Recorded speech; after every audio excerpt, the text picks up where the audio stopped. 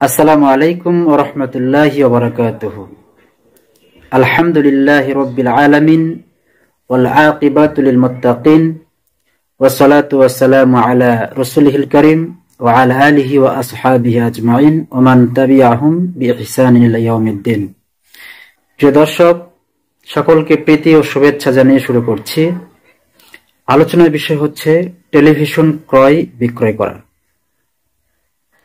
Television হচ্ছে দৃশ্য দেখার একটি মাধ্যম মাত্র। কাজেই যে দৃশ্য অন্য সব ক্ষেত্রে দেখা জায়েজ নয়, সেই দৃশ্য টেলিভিশনেও দেখা জায়েজ নয়। আর যেসব দৃশ্য অন্য সব ক্ষেত্রে দেখা জায়েজ রয়েছে, সেসব দৃশ্য টেলিভিশনেও দেখা জায়েজ রয়েছে। এটি হচ্ছে মূলনীতি। কাজেই টেলিভিশন ক্রয় করা এবং টেলিভিশন বিক্রয় করা উভয় জায়েজ রয়েছে। টেলিভিশন ক্রয় করে বাসায় রেখে সেই জায়েজ দৃশ্যগুলো, জায়েজ অনুষ্ঠানগুলো দেখাতে কোনো সমস্যা নেই।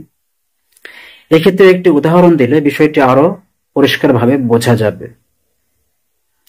আমরা মুসলিমরা গরুর গোশত খেতে কেনা পছন্দ করি, কিন্তু একটি গরুর মধ্যে সকল কিছুই বৈধ নয়। একটি গরুর রক্ত, মলমূত্র ইত্যাদি খাওয়া জায়েজ নয়। আমরা যেমন একটি গরু থেকে রক্ত, মলমূত্রকে আলাদা করে তার বৈধ জিনিসগুলো, বৈধ অংশগুলো খেয়ে থাকি, ঠিক তেমনি টেলিভিশন একটি প্রযুক্তি। এই প্রযুক্তির মধ্যে উপকারী দিক যেমন রয়েছে, অপকারী দিকও রয়েছে। অপকারী দিকগুলোকে যদি বাদ দিয়ে সাইড করে উপকারী দিকগুলো দেখা হয়, তাহলে দোষের কিছু নেই।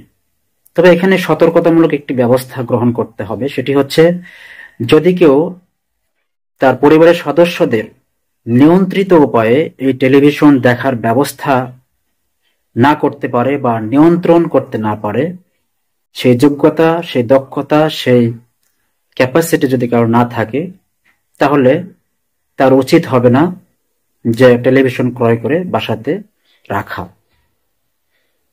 অন্যথায় টেলিভিশন ক্রয় করা, বাসায় রাখা এবং বৈধ অনুষ্ঠান, বৈধ দৃশ্য এগুলো দেখাতে কোনো সমস্যা নেই।